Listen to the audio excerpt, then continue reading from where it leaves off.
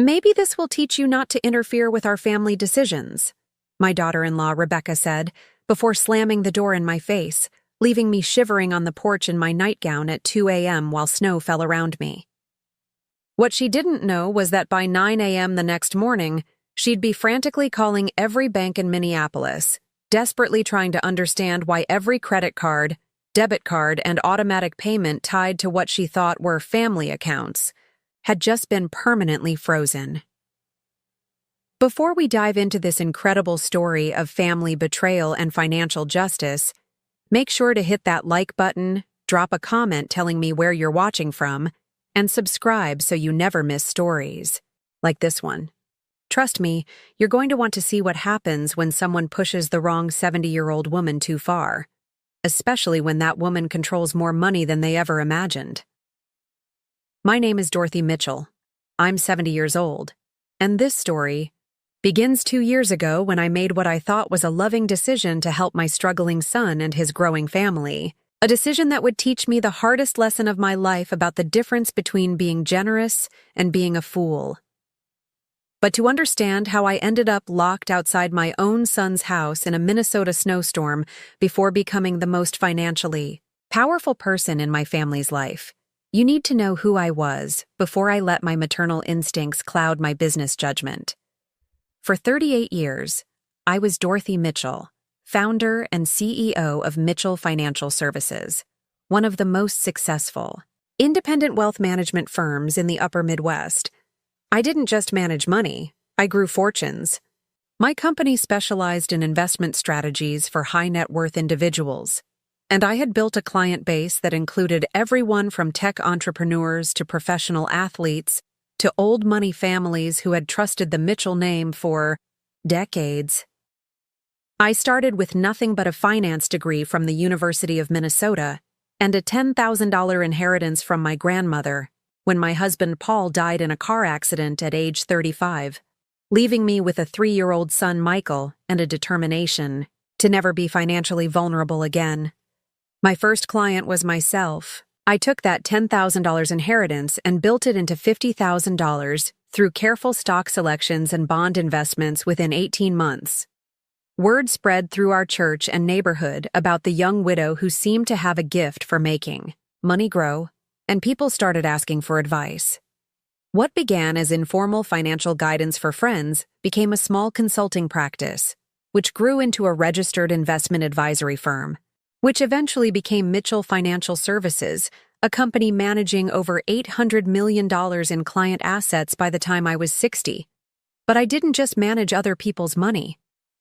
I practiced what I preached, building my own investment portfolio through decades of disciplined saving, smart stock picks, real estate investments, and compound growth that most people can only dream about. The first major investment that really changed my trajectory was a commercial real estate deal in downtown Minneapolis in 1987.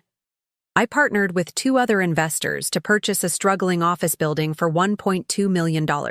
While my partners focused on immediate rental income, I saw the potential for the entire downtown area to revitalize over the next decade.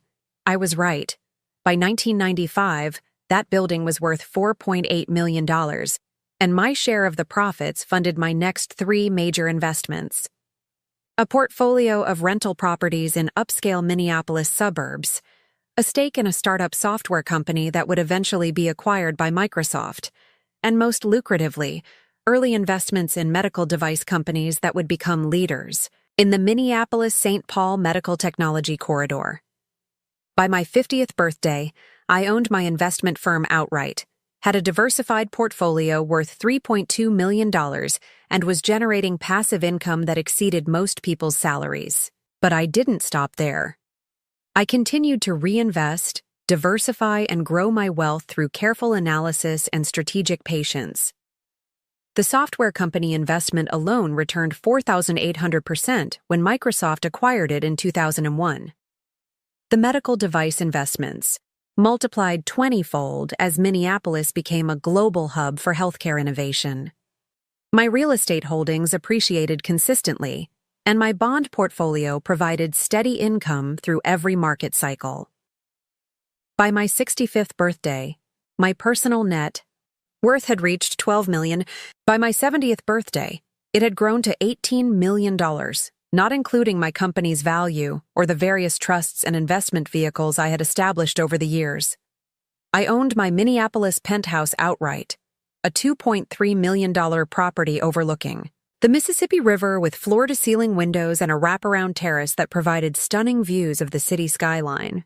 The penthouse occupied the entire top floor of the Carlisle Tower, with 3,200 square feet of elegant living space, 2 master suites, a gourmet kitchen with professional-grade appliances, and a wine cellar that housed my collection of vintage bottles from around the world. I also owned a lake house in Brainerd, Minnesota, a $1.8 million property on Gull Lake with 200 feet of private shoreline, a custom-built log home with 6 bedrooms, a guest cottage, and a boathouse with a vintage Chris Craft speedboat that I had restored myself during my early teen retirement years. My investment portfolio was diversified across multiple asset classes and geographic regions. Blue-chip dividend stocks that paid quarterly income, municipal bonds from stable municipalities that provided tax-free interest, commercial real estate partnerships in growing markets across the Midwest, international equity funds that provided exposure to emerging markets, and a commodities portfolio that included gold, silver, and agricultural futures that served as inflation hedges. Most importantly, I had built multiple streams of passive income that generated approximately $85,000 per month without me having to work. Dividends from my stock portfolio provided $28,000 monthly. Rental income from my real estate investments generated $31,000 monthly. Bond interest payments added another $15,000 monthly, and my share of profits from various business partnerships contributed an additional $11,000 monthly. This wasn't money I had to earn through active work. It was money that flowed into my accounts automatically, month after month, year after year, whether I was sleeping, traveling, or helping ungrateful family members who had no idea how wealthy their benefactor actually was. I had created what every financial advisor dreams of: true financial independence that could support any lifestyle I chose, fund any emergency that arose, and provide generational wealth for my family if I decided they deserved it. But perhaps the most important asset I had accumulated was knowledge. 38 years of managing investments had taught me how money really works, how wealthy families protect and grow their assets, and most crucially, how to structure financial arrangements to maintain control and protect against exploitation. Understood trusts, estate planning, tax optimization, and asset protection strategies that most people never learn. I knew how to create financial instruments that looked generous on the surface, but contained protections that would activate if recipients became ungrateful or abusive. What my son and daughter-in-law would eventually discover was that a woman who had built an $18 million fortune wasn't someone who could be easily manipulated or taken advantage of, especially when it came to money. I had dealt with every type of financial predator, family manipulator, and wealth-seeking opportunist during my decades in business. I knew the warning signs, I understood the tactics, and I had both the resources and the knowledge to protect myself when family members crossed the line from gratitude to exploitation. Michael had always been what educators politely call motivationally challenged. As a child, he was bright and charming, but struggled with any activity that required sustained effort or delayed gratification. He was the kid who would spend weeks planning elaborate projects but lose interest as soon as the work became difficult or tedious.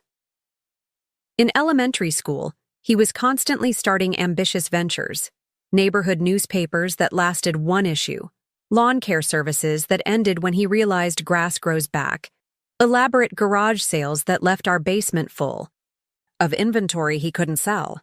I admired his creativity and entrepreneurial thinking, even when most of his ventures ended in chaos or boredom.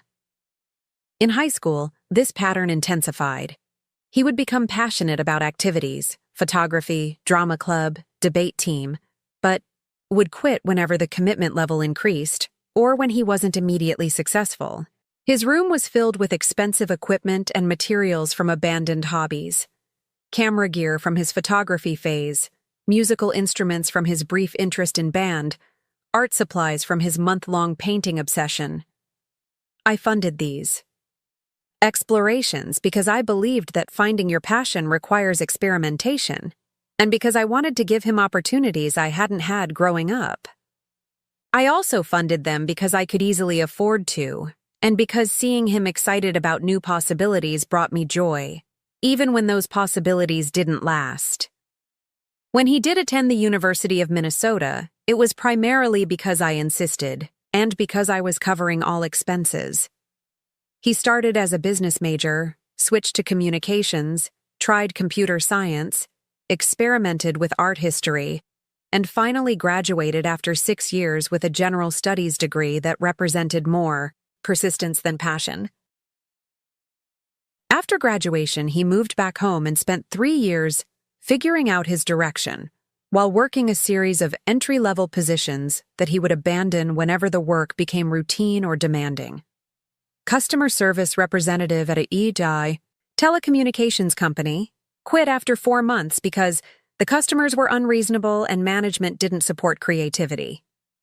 Sales associate at an electronics store, quit after 6 months because retail doesn't allow for entrepreneurial growth. Administrative assistant at a law firm, quit after 3 months because legal work is too detail-oriented for creative personalities. Each job loss was explained by circumstances beyond his control or personality conflicts with supervisors who didn't appreciate his innovative thinking. I supported him through these transitions because I believed he was simply a late bloomer who needed time and encouragement to find his niche. Looking back, I realize I may have enabled his pattern of avoiding difficulty by providing a financial safety net that removed the natural consequences of his choices.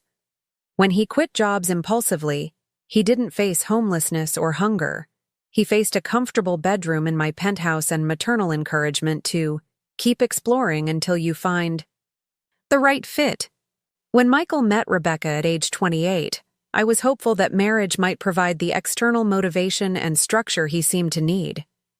Rebecca was 25, had graduated from the University of Minnesota nursing program with honors, and had been working at Minneapolis General Hospital for 3 years. She seemed responsible, practical, and genuinely fond of Michael, despite his limited career prospects and inconsistent work history. Rebecca came from a middle-class family in Duluth. Her father was a high school principal, her mother was a part-time bookkeeper, and she had worked her way through nursing school with scholarships, student loans, and part-time jobs. She understood the value of hard work and financial responsibility in ways that Michael had never been forced to learn. During their engagement, Rebecca seemed to have a positive influence on Michael's decision-making and follow-through. She encouraged him to stick with his customer service job longer than usual. She helped him create budgets and financial goals. She suggested practical compromises when his entrepreneurial dreams exceeded his resources or capabilities. I was impressed by her influence and hopeful that marriage would provide the partnership Michael needed to develop more consistent work habits and realistic life planning. I was also grateful that someone other than me would be encouraging him toward responsibility and self-sufficiency. I paid for their wedding, a $35,000 celebration at the Guthrie Theater that Rebecca had dreamed of since childhood. The venue was elegant and sophisticated, with views of the Mississippi River in downtown Minneapolis. We had 150 guests, including my business associates, longtime family friends, and Rebecca's extended family from northern Minnesota. The reception featured a 7-course dinner prepared by the Guthrie's executive chef, open bar with premium liquors, live music from a jazz quartet, and floral arrangements that transformed the theater's event space into something worthy of a magazine spread. Rebecca's dress was a custom design from a local boutique that specialized in bridal couture, and Michael wore a tailored tuxedo that actually made him look like the successful businessman I hoped he would eventually become. I was happy to fund their dream wedding because I could easily afford it, because I wanted to welcome Rebecca into our family with generosity and celebration, and because I hoped this investment in their happiness would contribute to a successful marriage that would benefit both of them. When they started looking for their first house 6 months later, I provided the $40,000 down payment as a wedding gift. The house was a modest 4-bedroom colonial in Minnetonka, a suburb with excellent schools and a family-friendly community. The mortgage payments were manageable on their combined income, and the house provided space for the family they were planning to start. Rebecca was earning $65,000 annually as a hospital nurse, and Michael had finally found relatively stable employment as a property manager for a large apartment complex, earning $48,000 annually. Together, their $113,000 household income was sufficient to support their mortgage, living expenses, and modest lifestyle, especially with the boost my down payment gift had provided. For the first year of their marriage, this arrangement seemed to work well for everyone. Michael was more consistent about work when he had mortgage payments and household responsibilities. Rebecca managed their finances carefully and seemed to be building the stable family life she had always wanted. I enjoyed being a generous mother-in-law who could provide opportunities and security that enhanced their quality of life without creating dependency. I thought I was witnessing the successful maturation of my son and the beginning of a financially responsible family unit. What I was actually witnessing was the calm before a storm of escalating demands and expectations that would gradually transform my generous support into systematic exploitation. When Emma and Jacob were born 2 years after the wedding, I was in the delivery room and immediately opened college savings accounts for each child with initial deposits of $25,000. I had watched too many families struggle with college costs to let my grandchildren face those financial pressures, and I wanted to ensure their educational opportunities would be limited only by their abilities and interests, not by their parents' resources. The twins were beautiful, healthy babies who brought tremendous joy to our family. Emma was born first, 15 minutes ahead of Jacob, and from the beginning she was alert, curious, and seemed to study the world around her with intense focus. Jacob was more relaxed, content to sleep and eat and watch his surroundings with calm attention. As they grew into toddlers, their personalities became more distinct. Emma was adventurous and determined, the kind of child who would climb furniture, explore cabinets, and test every boundary with fearless persistence. Jacob was thoughtful and observant, preferring to watch Emma's experiments before deciding whether to try them himself. I loved being a grandmother and was actively involved in their daily care during their early years. I would babysit several evenings per week so Michael and Rebecca could have date nights or rest time. I attended every pediatric appointment, helped with feedings and diaper changes, and spent countless hours reading stories, playing games, and teaching them songs and nursery rhymes. When Rebecca decided to reduce her nursing schedule to part-time after the twins were born, I supported the decision both emotionally and financially. Having twins is exhausting under the best circumstances, and I understood her desire to focus on motherhood during those crucial early years. The reduction in Rebecca's income, from $65,000 annually to approximately $35,000 for part-time work, created some financial pressure on their household budget, but I was happy to help with extra expenses that arose from having 2 babies. Daycare costs, medical expenses not covered by insurance, additional clothing and equipment, and the general increase in household costs that comes with expanding from 2 people to 4.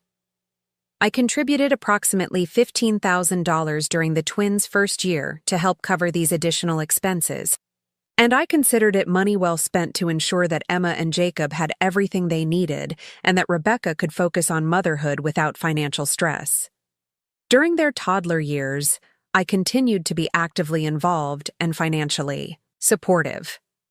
When they outgrew their cribs and needed toddler beds, I purchased beautiful matching bedroom sets that would grow with them through their elementary years. When they needed car seats, strollers, high chairs, and the endless array of equipment that toddlers require, I provided those items as gifts that gave me joy to give and that made their parents' lives easier.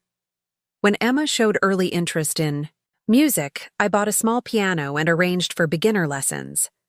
When Jacob demonstrated mechanical aptitude with building blocks and simple machines, I provided increasingly sophisticated construction sets and educational toys that encouraged his engineering interests. I loved watching them discover their individual personalities and talents, and I was grateful to have the resources to support their development in ways that their parents might not have been able to afford independently.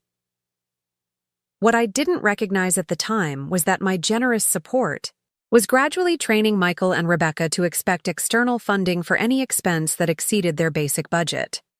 Instead of learning to prioritize, save, and make difficult choices about discretionary spending, they were learning that "Dorothy will handle it" was a viable financial strategy. By the time the twins turned 3, I was contributing approximately $25,000 annually to support various aspects of their family life. Not just emergency expenses or special occasions, but regular ongoing costs that had somehow become my responsibility, rather than expenses that Michael and Rebecca needed to plan and budget for themselves. But I was happy to provide this support because I loved my family, because I could easily afford these contributions, and because I believed I was investing in the twins' development and their parents' success. What I was actually doing was creating a dynamic where my financial support became an expectation rather than a gift, and where Michael and Rebecca began to make decisions based on what I could afford rather than what they could afford. The foundation was being laid for the exploitation and entitlement that would escalate dramatically over the following years. But at the time, it felt like I was simply being a loving grandmother and supportive mother who was blessed with the resources to make her family's life easier and more opportunities available. When the twins turned 5 and it was time to consider kindergarten options, the conversation about their education became the first major sign of the entitlement that would eventually characterize Michael and Rebecca's approach to my financial support. The neighborhood public school was perfectly adequate, well-funded, experienced teachers, solid academic programs, and diverse student body that would provide Emma and Jacob with exposure to children from various backgrounds and economic circumstances. The school was highly rated, had excellent facilities, and would provide a strong educational foundation at no cost to the family.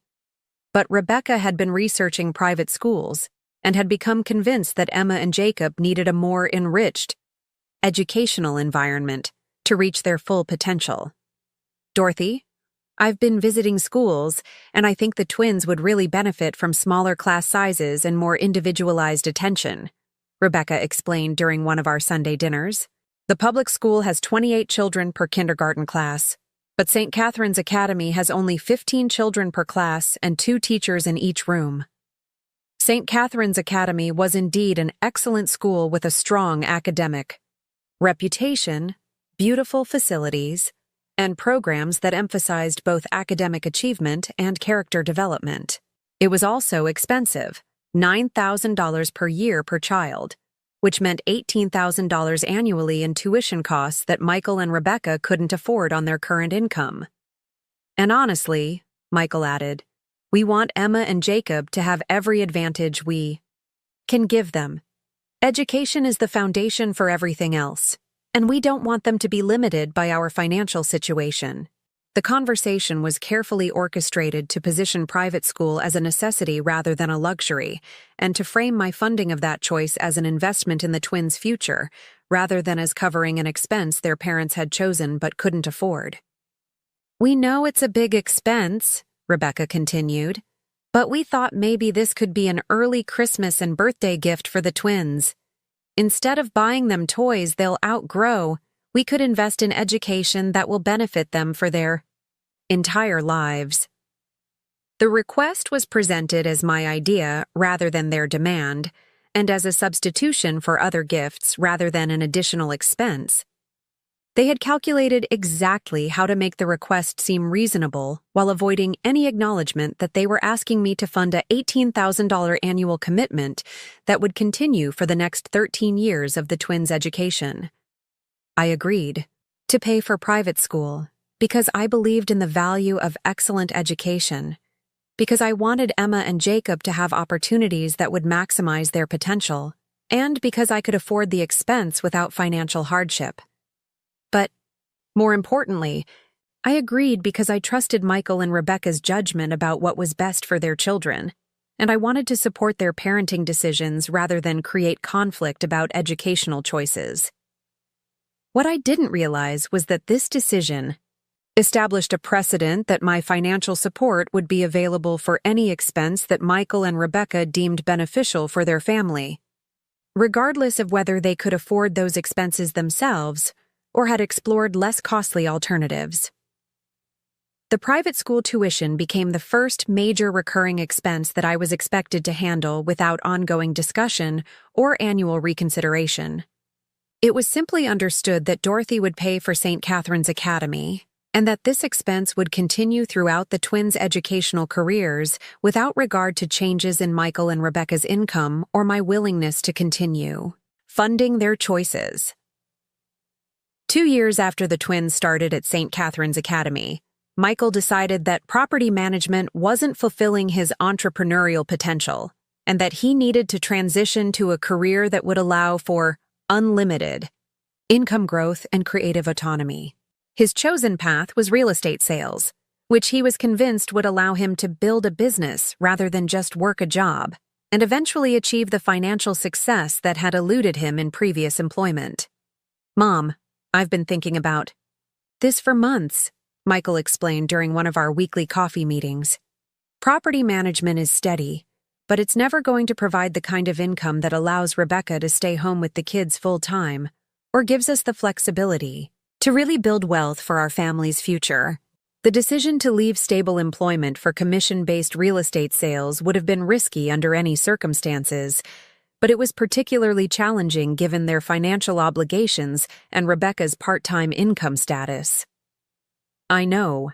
There's some financial risk during the transition period," Michael continued, "but I've been talking to successful agents, and the income potential is really unlimited for someone willing to work hard and build relationships."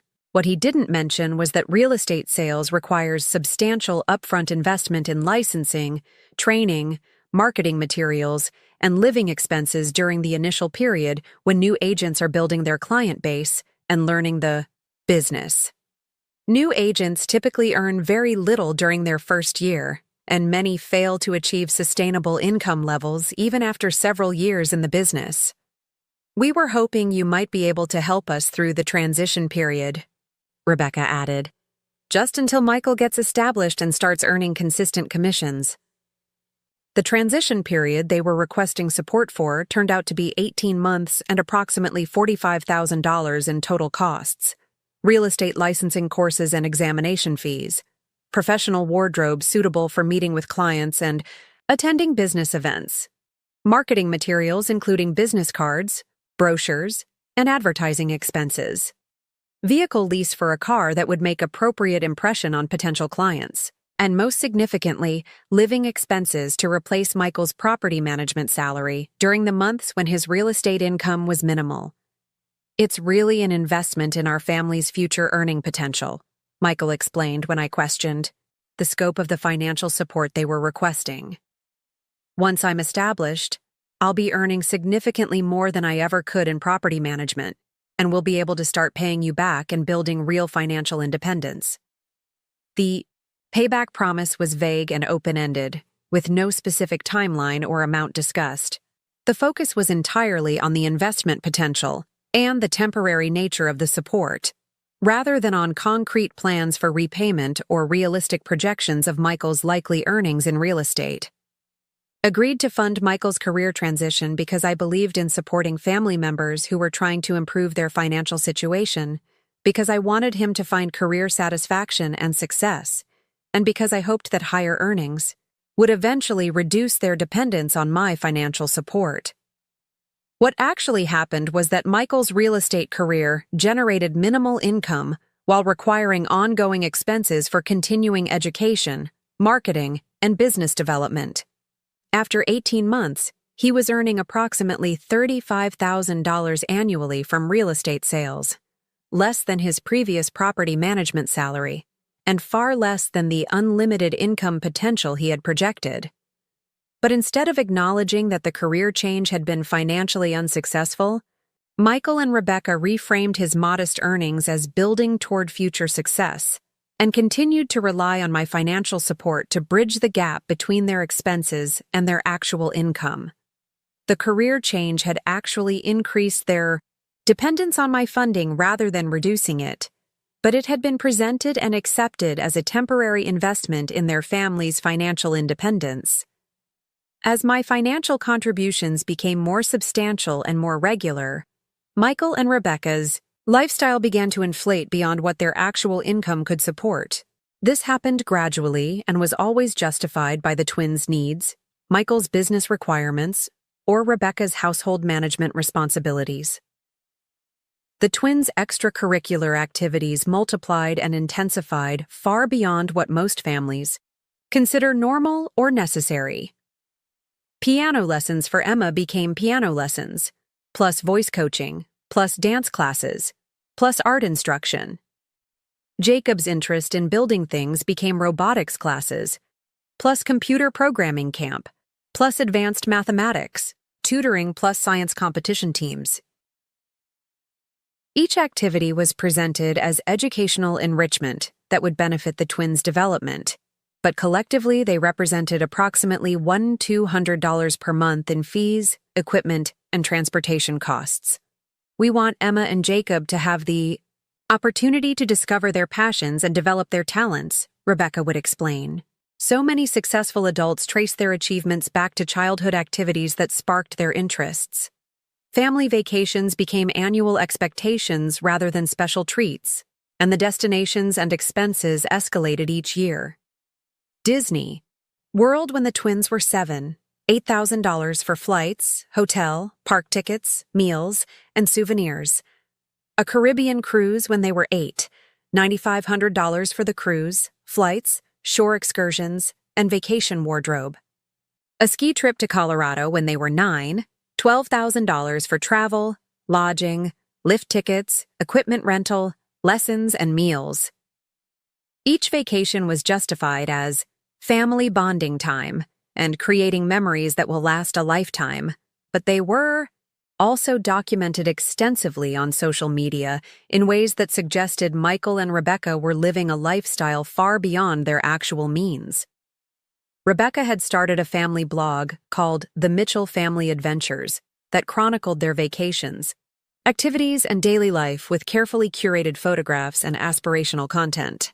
The blog generated no income but required ongoing investment in photography equipment, editing software, and promotional activities that were presented as building our family brand and documenting the twins' childhood. Most concerning was the way these lifestyle choices were presented to me as decisions that had already been made rather than options that were being considered. Vacation bookings, activity registrations, and equipment purchases would appear as accomplished facts requiring my immediate payment, rather than as proposals for my consideration and approval. Dorothy, I've registered Emma for the advanced dance intensive this summer, Rebecca would announce. The program fee is $2,800, and she'll need new performance outfits and shoes.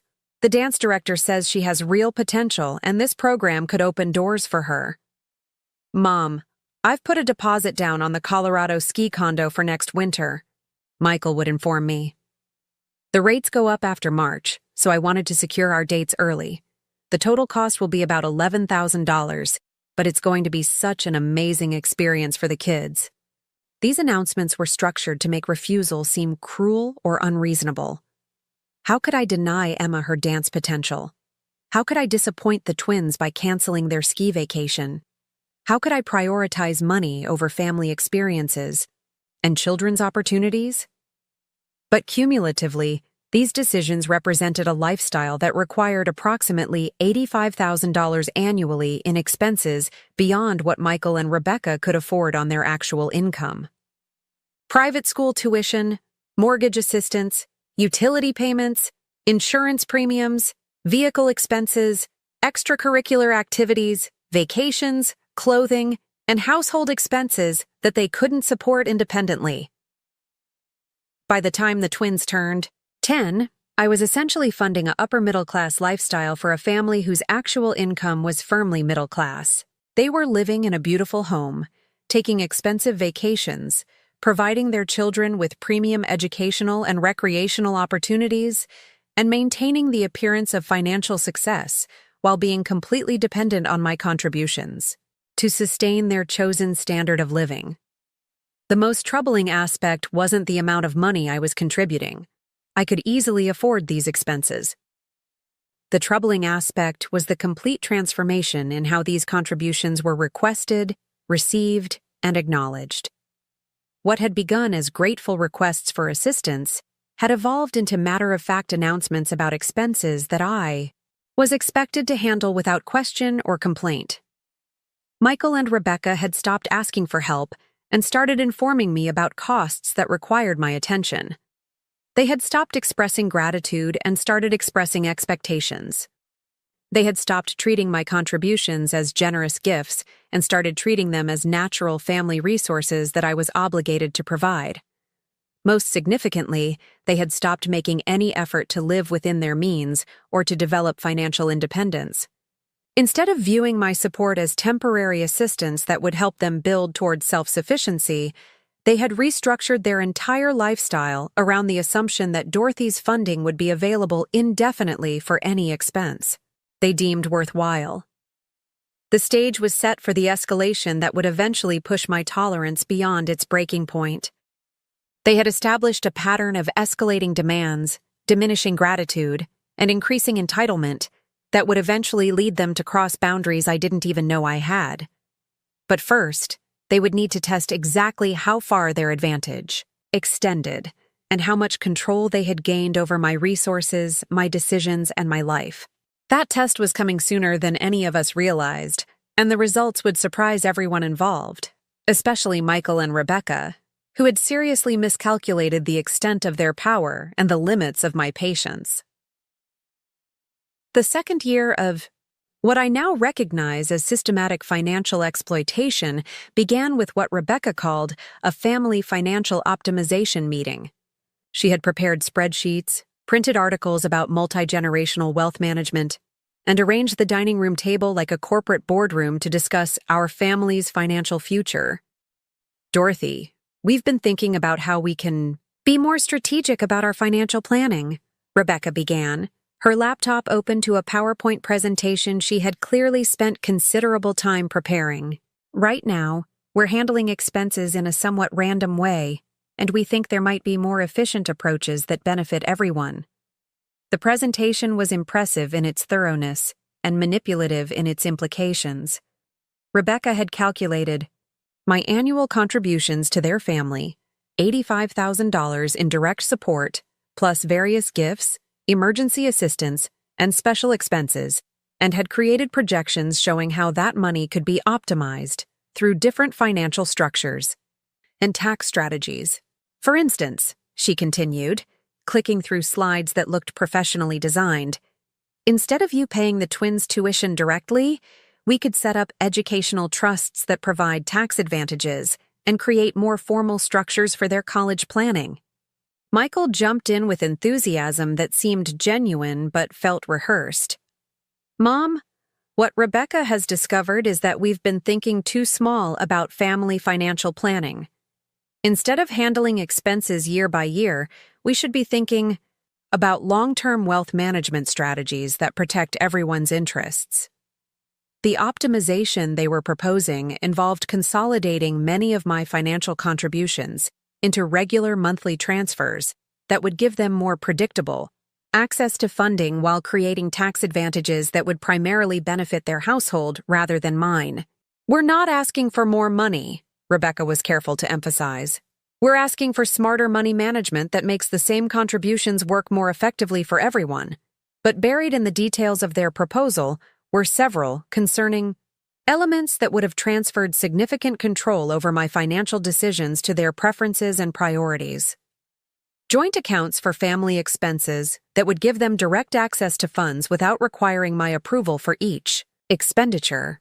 Automatic transfers that would make their monthly budget independent of my ongoing willingness to provide support. And most troubling, financial arrangements that would make it difficult for me to reduce or eliminate my contributions without causing immediate hardship for their household.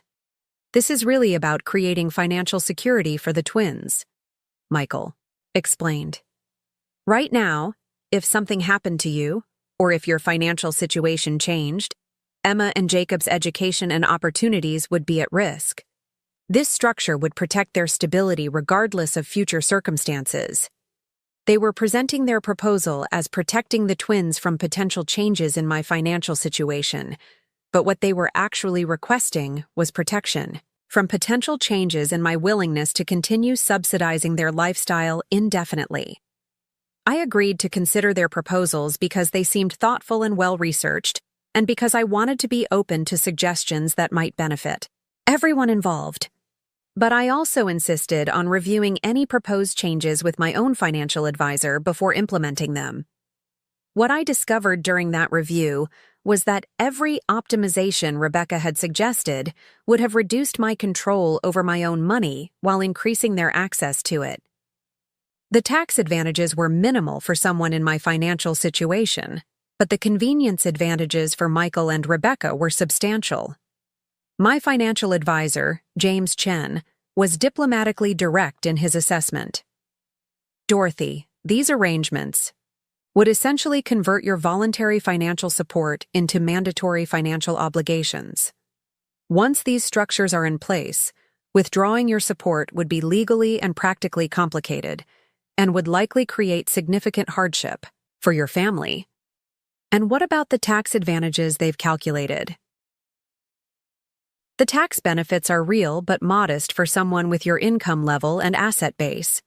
The primary beneficiaries of these arrangements would be Michael and Rebecca, who would gain access to predictable monthly income without the uncertainty of requesting your approval for each expense.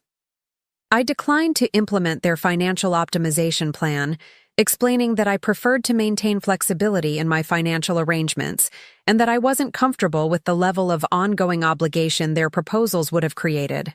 Michael and Rebecca accepted my decision with what seemed like understanding. But I later realized that my refusal to formalize their access to my money prompted them to pursue alternative strategies for securing their financial dependence on me. When direct financial negotiation didn't achieve the level of access and control they wanted, Michael and Rebecca shifted to emotional manipulation tactics designed to make me feel guilty for not providing more support and anxious about potentially losing access to my grandchildren. The campaign began with subtle expressions of financial stress that were designed to make me worry about their well-being without explicitly asking for additional help. Dorothy, I'm sure you've noticed that we've been eating at home more often lately, Rebecca mentioned during one of our Sunday dinners. We're trying to be more careful about our budget now that the twins are getting older and their activities are becoming more expensive. And we've been looking at smaller vacation options for this summer, Michael added. The kids have been asking about going back to Disney World, but we want to be responsible about our spending. These comments were carefully crafted to suggest financial hardship without actually complaining or requesting assistance. They wanted me to volunteer additional support rather than having to ask for it directly, which would have allowed them to maintain the appearance of financial independence while securing increased funding. When I didn't immediately offer to cover their unstated financial needs,